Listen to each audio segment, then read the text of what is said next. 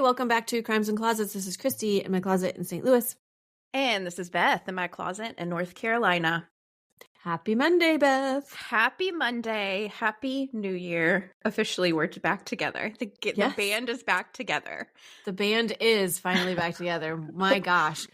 Which it's actually kind of funny because initially when Beth was out of town, we just couldn't get our stuff together beforehand. And I was like, I'll just have Emery and Kelly do it because whatever.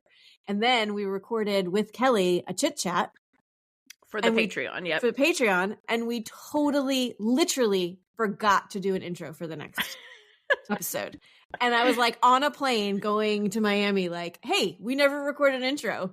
Okay, well, let's just have Wes get on there with you. So it was just funny. It's Christmas brain fog is a real thing. And, you know, I will say we took a couple weeks off, which was so nice. Yes. I mean, really, really needed. And we just needed to purge our brain, I think, of death. I mean, I say that jokingly, but that's like really true. Like we did not want to be researching murders over the holidays. And it was so nice. And now that we're back in it, I am like ready to work. Like you were, I was not. I texted you the other day. I'm like sitting at the computer staring at it like, oh, I'm having such a hard time getting back into this. That's why I brought it up actually, is because you're very like, oh, I've got to like slowly ease my way back in. I was like, let's do it. I'm going to do research 2 cases at one time. And I did. I know. So anyway, rockstar. I read a book. I listened to a book. I have been doing all the things in the past week. But we did forget an intro. There's still that. It was like we were totally on vacation mode and we just didn't even think about it. Nope, didn't even think about it. So yeah. Anyway. But thanks you guys for bearing with us. Yes. During the time. Hope you enjoyed hearing from our people. Yes. Yeah, I'm sure they did. I'm sure they did. Yeah. I loved it. I loved it. I thought it was fun. Yeah, it was fun. I mean, it was really fun on my end to do it with Kelly and that's me, Emery. And it was fun to hear Wes on there. Man, I felt bad because that one intro you sent him gave him like complex. Oh my gosh, hilarious! Can you believe that's the one that I sent? No, I was like, I didn't even think about it. I just went and clicked like the last 2 intros that we had done and just forwarded them to him, not even thinking. And then he had it. He was literally sitting in the kitchen at the counter and he played it. And I was like, oh no, I sent the wrong one. I promise we don't make fun of you guys every intro. The thing, we like barely talk about him anyway. It was just like so ironic, but whatever. Yeah. Okay. One order of business other than those orders of business is we have a new Patreon that we want to thank Amy Yu.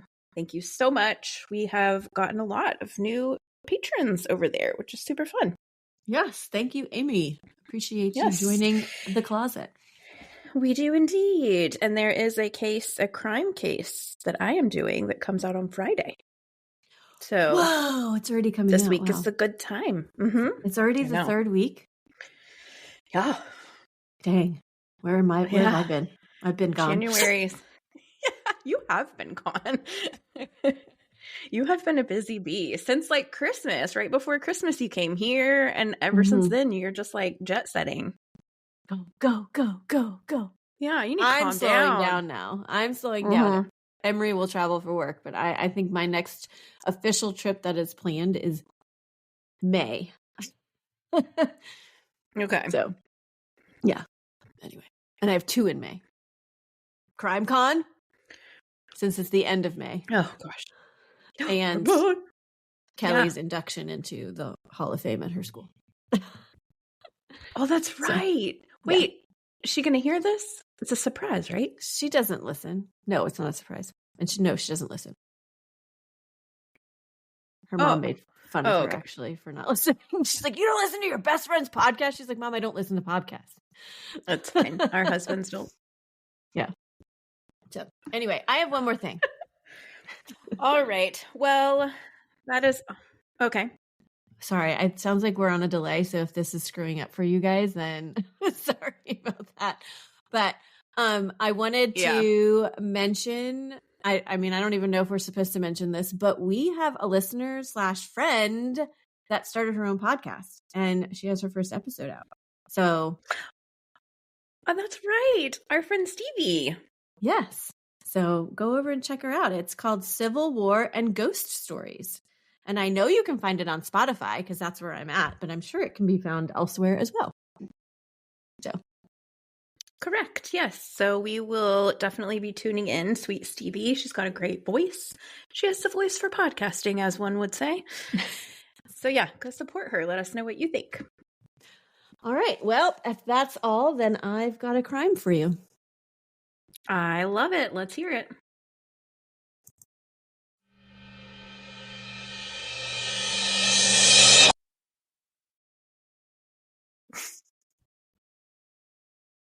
Today's case was suggested to us from our listener, Rita. Okay. Yes, hello, Rita. I don't think we've had one from her before. I don't know, but I love that name. Rita. I know. It's a nice name. She sent us a little note over on Facebook. She has a family member who's friends with the couple involved in this story. And I'm going to say I'm kind of torn on this one. Oh? And I hate to be that way because I know like people like suggest it because they feel a certain way on it. Mm-hmm. And I don't want to go against anybody. Not that I'm going against. I'm just very torn. And I'll be interested. To see what you have to say and what our listeners have to say about this one. So, okay. Today we are going to Ottawa, Illinois. And every time I thought I was going to like Canada because isn't there an Ottawa, Canada or something? Oh, like yeah, yeah. Yeah. But anyways, no, it's in Illinois and it's about 90 miles southwest of Chicago. Okay. So, Tracy Ike was born on November 9th, 1973 in Ottawa to Thomas and Patricia Ike. Tracy has two sisters, Katrina and Christy. Oh, that's my two best friends' names. Oh. Yeah. Cool. Yeah. How fun is that? That is fun.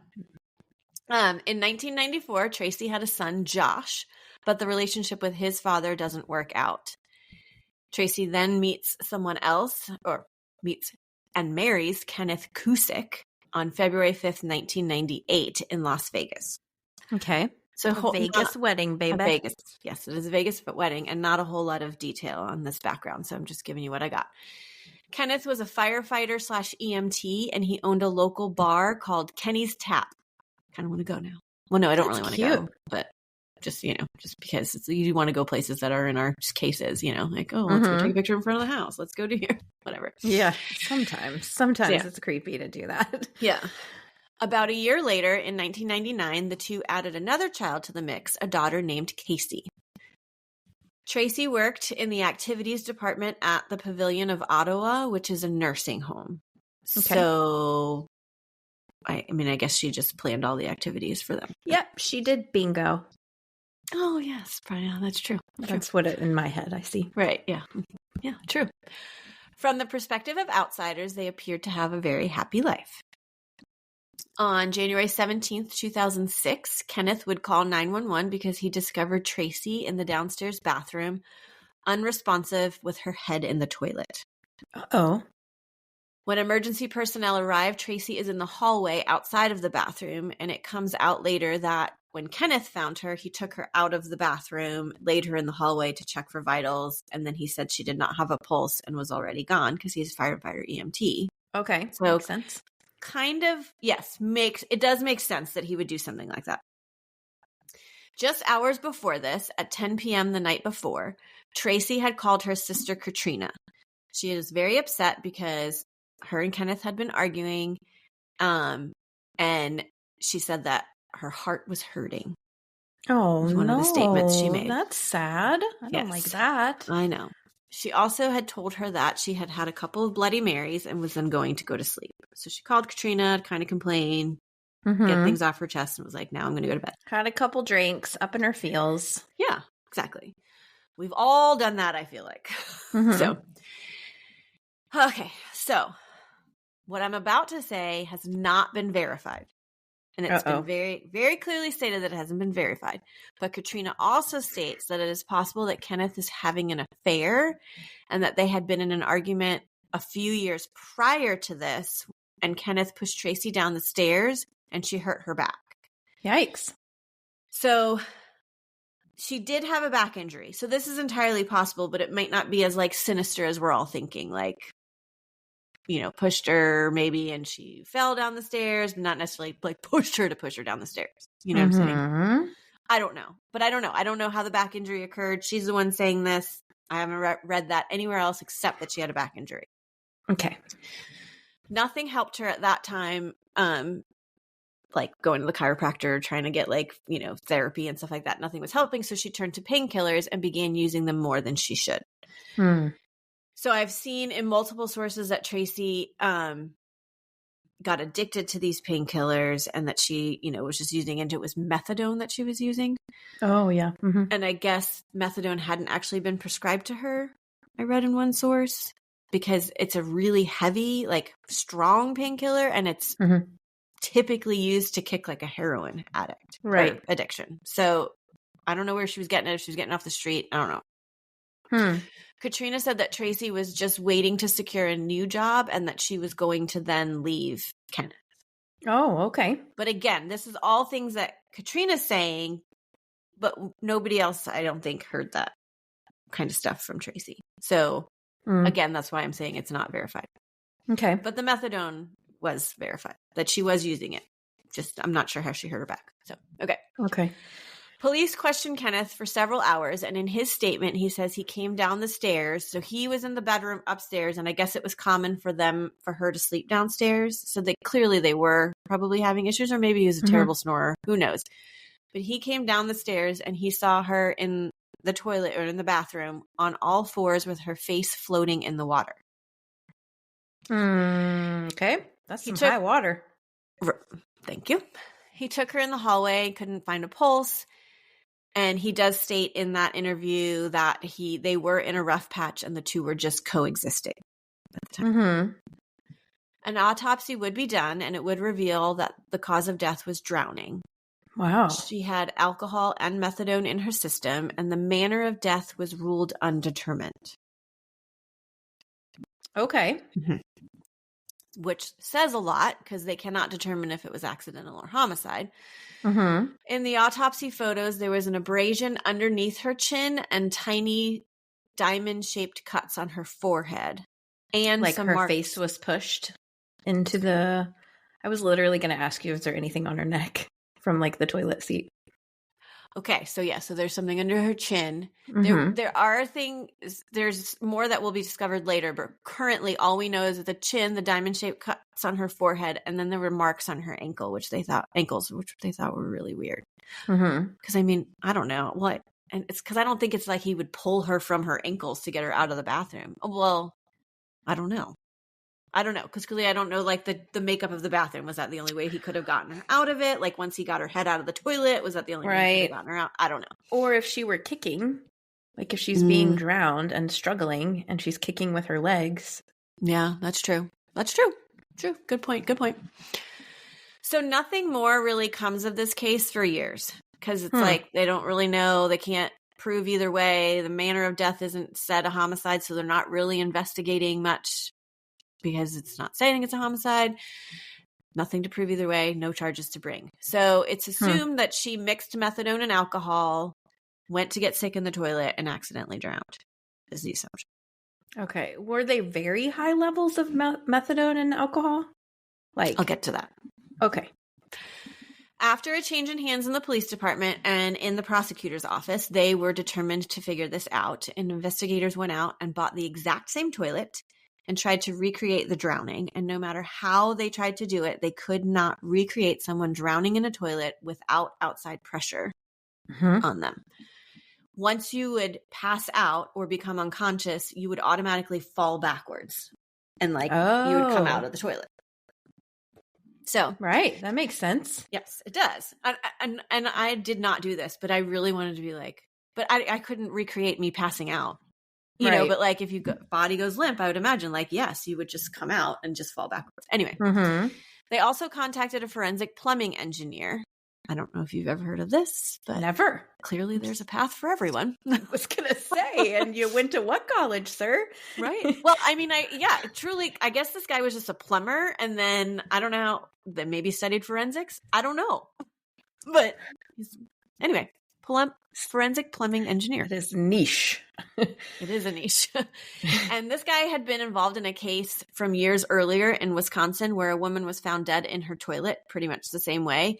And they end up exhuming her body and determine that it's a homicide. And years later, her husband was convicted of murdering her. So clearly you're going to call this guy and be like, okay, can you help us out with this one? He states that it is impossible with 100% certainty, he says, that someone cannot drown in a toilet without outside pressure. He also addresses the cut under her chin, and he said that if you were stuck in the toilet and you were trying to get out, you would, like, because that's, you're automatically, pulling your head back, the bottom of your chin would hit the rim as you were coming out, Right. Okay. Yep. In 2010, they end up exhuming her body as well, and they do another autopsy and go over the previous autopsy results and toxicology stuff. And they determined that the cause of death was a drowning due to the water that was in her lungs at the time of death. Okay. Her alcohol level was 0.07, which that's not extremely high. But yeah, I mean that's drunky drunk. But... I mean, it's drunk, but it is below the legal limit in most states. So I'm saying, so a couple Bloody Marys. Yeah, makes sense. And the methadone level was 0.401 milligrams, which none of us know what the heck that means. But anyway, they determined that the marks on her forehead also were the small diamond-shaped ones were an exact match for her wedding ring. Oh. And so they feel that this points to someone forcing her head into the toilet, and she's likely has her hands on the toilet, maybe trying to like push it. Oh, yes. Yeah. And that's how she gets those diamond marks. They also discover, because you mentioned the neck, 2 deep bruises in the cartilage of her neck at this point that were not discovered in the first autopsy. So I don't know if this is showing that someone is like pushing on her neck or had their hands around her neck at some point during that struggle, whatever, but they do discover this. Okay. So in 2011, they bring all of this information to a jury inquest to have the coroner determine the manner of death. And after deliberating for 15 minutes, they come back and decide that the manner of death was homicide. Okay. In 2012, Tracy's family sues Kenneth for wrongful death. But a few months later, this case is dropped. Why didn't they charge him? Well, okay. Well, because they have to like prove it now. So they just determined it's homicide, but they still have to prove it. But they tried to sue. And I was just about to say a couple months later it's dropped. And I'm not sure why, unless it was brought to their attention that the state intended to like bring charges against him. You know? And so then they're like, well, we won't sue right now. We'll wait and see if he's going to get charged. Okay. It's possible. So in 2017, Kenneth is arrested at the bar he owned and charged with first-degree murder of Tracy. So that's like years later. This happened in 2006. Yeah. Exhumer 2010, homicide 2011, 2017, he's finally charged. And he's arrested at the bar that he owned. A trial would not start until December 3rd of 2019. And the prosecutors brought in many witnesses to testify, including that forensic plumbing engineer, a toilet manufacturer, and other expert doctors. You know, all trials have all these experts that come in. All the experts in the case would testify how it is impossible to drown yourself in a toilet. Because clearly you would fall backwards. Apparently, there are also different codes for toilets. Like back in the day, there was a code of how it had to be. And now there's a different code. And I don't know the codes. A27562. Okay. I'm making that up, but like, you know, where the water levels have to be and whatever. Okay. Anyway, so their code, the code for that toilet was an older code and it had been in effect during that time, and which meant the water level would have been too low for someone to drown in. I would think so too. And also the pictures that they took from the crime scene, it was stated that it looked like the water was too low at the time that she was in there. Okay. So the doctors who took the stand would state that the alcohol level was not like blackout level, and also the methadone level would not be high enough to kill her. It is stated that those levels may have killed a first-time user, but not someone who had built a tolerance. And they said that her liver had fatty tissue surrounding it, which suggested regular use for a period of time, and likely she did have a tolerance. However, when cross-examined, the doctor does admit that the methadone levels were kind of on the bubble of being lethal. They just don't believe it was lethal for her.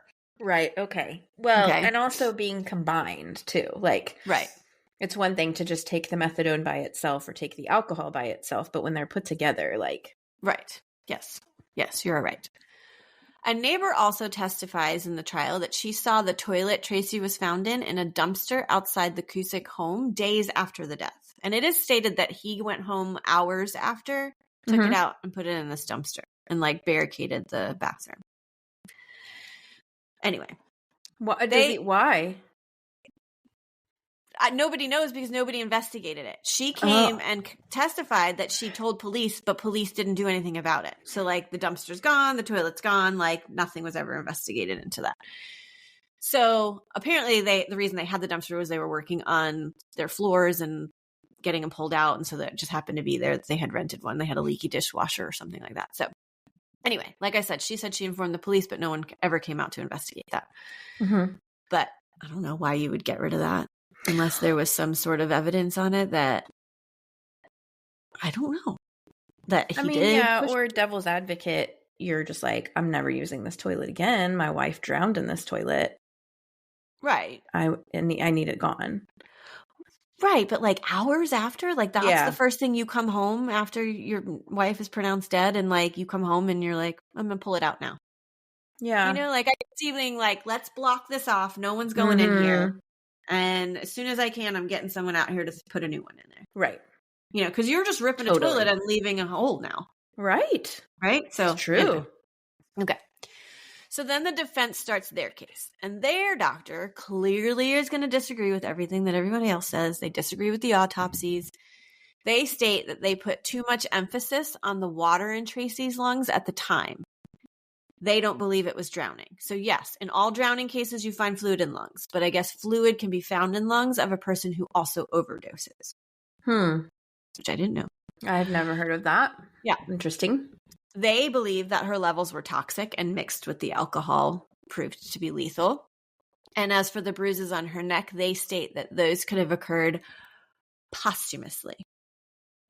So like after death. The prosecution tried to taint his testimony, like, so this doctor's specific testimony that's saying all this, they tried to taint it because apparently this doctor had been suspended from his position at one time, and there was a federal investigation into a group he was affiliated with. Oh, yikes. This doctor's like, that has nothing to do with how I performed my job. Like, that was outside of work and whatever. And yes, I was suspended for it, but it didn't. Oh, my goodness. I only do illegal things sometimes. Don't worry. I don't do it. One doesn't affect the other. Yeah. So anyway. The defense also claims that there was no motive. Like, there's no life insurance policy out on Tracy. Like, they weren't having down to ask you. Yep. Nope. There's no life insurance. Nothing. There's not like apparently no like major marriage issues, except like, yes, they were having a rough patch and they were coexisting. But I guess maybe there was like a thought that they would still work it out. I don't know. Anyways, they also mentioned that back in 1987, Tracy attempted suicide. Again, I don't have anything to back that up, except they must, because they brought it up in court. I don't know the circumstances surrounding that. So her daughter also comes to testify, and who would have been around 7 at the time that she died, that a few years before that, she remembered coming into the garage and witnessing her mom sitting in the running car with the garage door closed. I'm not questioning her, and I'm not like going against her.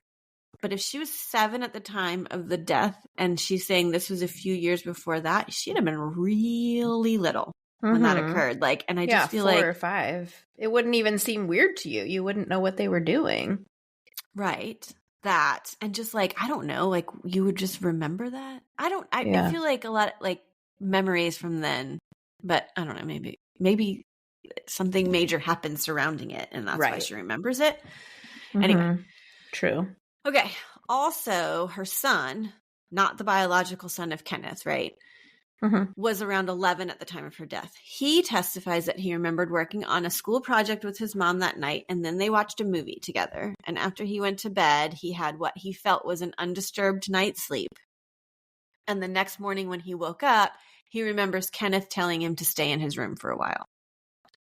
Because clearly he had already found his mom. So anyway, but I'm guessing they're taking this undisturbed night's sleep. Is that like if she was struggling with her head in a toilet, maybe he would have heard something, but I don't know. It was two different floors. Who knows? Okay. Testimony from Kenneth's mother and sister would not paint Tracy in a good light. They said that at Thanksgiving, just the month before her death, Tracy excused herself from the table for a bit. And when she came back, she passed out at the table, like basically face in her dish. But she came to very quickly and then proceeded to help clean up after dinner. No clue what that means. But so what are they saying? She was like intoxicated or yes, or high or something? Yeah, drugs and alcohol at the time. She was using them. And Kenneth's mom even states like, I was expecting this to happen at some point because of her drug and alcohol use. But again, these are Kenneth's. This is Kenneth's side of the family. Yeah, maybe she just didn't like you, mother-in-law, and so she wanted to have some wine. I guess that is possible. Yeah, that's true. 10 days after the trial started, prosecution and defense both rest and the jury is out for deliberation. And then they come back with a verdict on December 13th, 2019. And they have a not guilty and acquit him of all charges. I saw that coming. I did too. I mean, because I read it. But I figured that's what happened. Which sucks because, I mean, okay. So this is what I'm saying. Like, I don't know. There's a lot of things that tell me it wasn't just a drowning in the toilet. But then there's other things that suggest like, well, maybe she didn't drown in the toilet. Maybe she did think she was going to get sick and she was just laying there. But then if her hands were blocking her okay. On the toilet. Right. Do you know what I'm saying? Right. I don't know. Okay. Anyway, Kenneth does bring charges up against all of his accusers. He sues members of the police department and the prosecutor in this case. He claimed that she was a malicious prosecutor who vowed to bring him to justice, which she did. And that... Well, that's her job. It is. She said she had a thing for him, though, like a vendetta. Like a vendetta. So it was also to advance her political career. Like she was up to be voted into the prosecutor, the attorney, whatever. You know, generals. Yes. Seat. And she was like kind of made this her platform. I'm going to bring justice. I'm going to arrest him. And so he said that's why she didn't give up on it. And so anyway, they dragged this out for a while, and I even saw articles where they're like, we're not even gonna have a trial until like 2024, but in May of 2023 it's settled for $30,000 apparently, so which doesn't seem like very much, but anyway, that's all I've been able to find out on this case.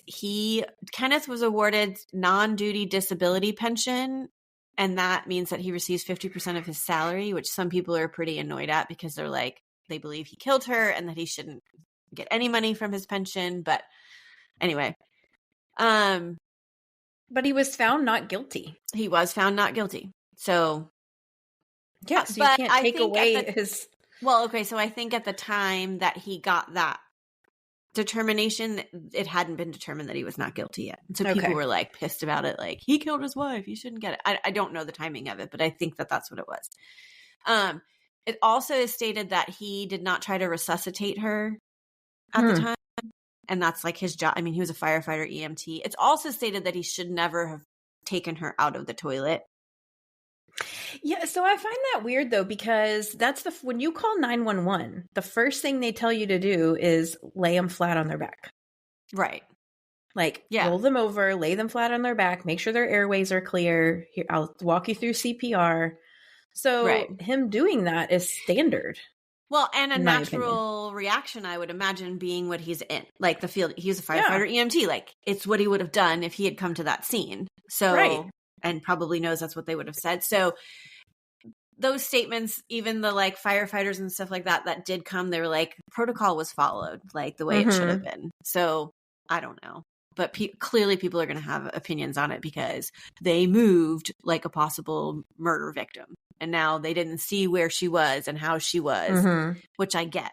But like you said, like, what are you going to do in that situation? Pull them out. Right. You save their life first. Yeah. Yeah. So anyway, I am super curious what you think about it, what our listeners think about it, because like I said, I'm torn. I don't know. I cannot come to a conclusion 100% either way based on the information I have. Okay. So that being said, do you think that the system got it right? Because if you can't come to a decision, then that means there has to be reasonable doubt.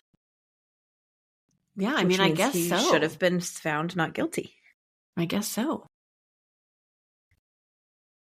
It doesn't mean that you think that he is guilty or innocent. Just saying, like, we don't have enough to prove without a shadow of a doubt that he is guilty of murder. Right. Yeah, that's true. So they got it right then, if that's the case. What does our listener say? Rita, does she have an opinion one way or the other that she is allowed to share with us? I actually don't think she said. I have a feeling that she's on the Kenneth killed her side. Based on what I remember she wrote in there.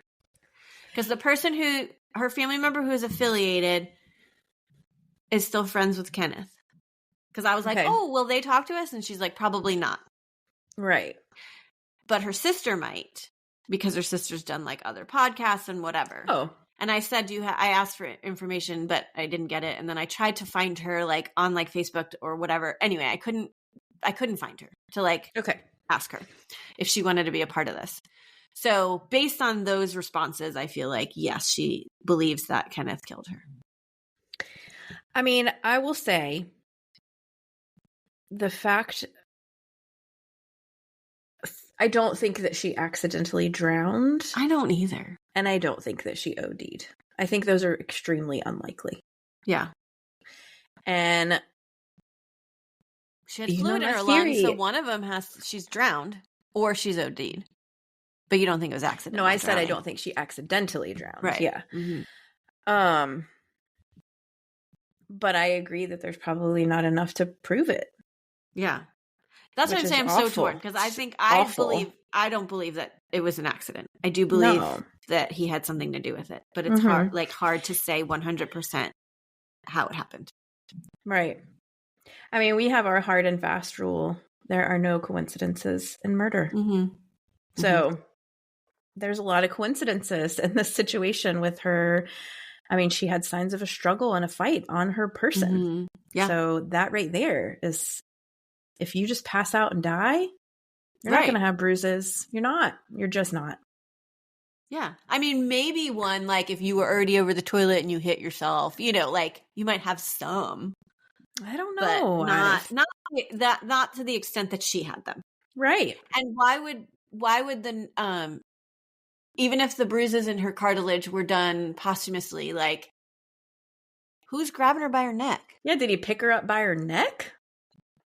I mean, even if you grabbed I feel like you would by the shoulders and like maybe by your head, but not like you would just roll them off. By her neck. Yeah. Yeah. Certainly not enough to bruise her. No. And nobody that's doing an autopsy is going to grab her that hard that it's going to have bruises. Anyway. So yeah. Wow. It's just really strange. This is a weird case. Yeah. Very weird. And so sad. How old was she? I think 32. Oh my gosh. I didn't realize she was that young. I think, let's see. She's 73. Let's do the math. 73, died in 2006. So 27. Yeah. 32. 30. I'm going to be 33. Just turned sad. That is terrible. Yeah. Wow. Well, her poor kids. I know. And I don't even know I'm assuming that they're with Kenneth. I was just going to say, I guess he probably raised them, huh? I don't know. I mean, and the son wasn't biologically his, but if that's like the only dad he really knew, then I don't know. How sad. What an interesting situation we have found ourselves in here. Yeah, thank you, Rita. That was interesting. I will be interested to hear what our listeners say about this. Yeah, I think we're on the same page that we've got a murder, we just can't prove it. Yeah, which sucks if that's what happened. So. All right. Well, thank you so much for that. Thanks for diving in. That was a really interesting one. You have my wheels turning. I feel like I'm going to have to go and look up pictures and there aren't any trial footage. Oh, really? Oh, no. And I told you I tried to get like autopsy and whatever, but it was going to cost like $75 to like $100 or something to get all those reports and stuff. And I don't know. I mean, we're small. Right.